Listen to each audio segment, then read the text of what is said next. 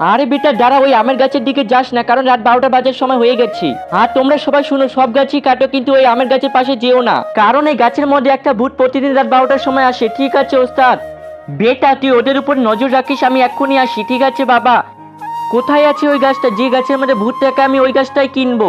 না, এই গাছটা বিক্রি করবে না, তুমি চলে যাও এখান থেকে। না, ওই গাছটা আমি কেনা ছাড়া এখান থেকে যাবো না। আচ্ছা তাহলে তুই এইভাবে মারবি না বেটা, তোর বাবাকে ডেকে নিয়ে আয়। ঠিক আছে? আরে বাবা শোনো, তাড়াতাড়ি চল ওইখানে। আরে ভাইয়া, আমরা এই আম গাছটা বিক্রি করবো না, কারণ এই গাছের মধ্যে ভূত থাকে। আমি এই গাছের জন্য পুরো 5 লাখ টাকা দিব। আমি দেখতে চাই এই গাছের মধ্যে কোন ভূত থাকে। তাহলে চলো। ঠিক আছে ঠিক আছে। আরে এই ভূত বাইরে বেরো। আরে উস্তাদ, এটা তো তোমার ছোট ভাই। চল ওইখানে। আরে তুই তুই আমাদের এই কথা বল, রাত 12টার সময় তুই এই গাছের পাশে কেন আসিস? কারণ এই আম গাছে অনেক আম ধরে, আর অনেক মিষ্টি হয়। তার জন্য আমি ভূত সেজে সবাইকে ভয় দেখাই, যদি এই আম গাছের পাশে কেউ না আসে। আর আমি একাই এই গাছে সব মিষ্টি মিষ্টি আম খেতে পারি।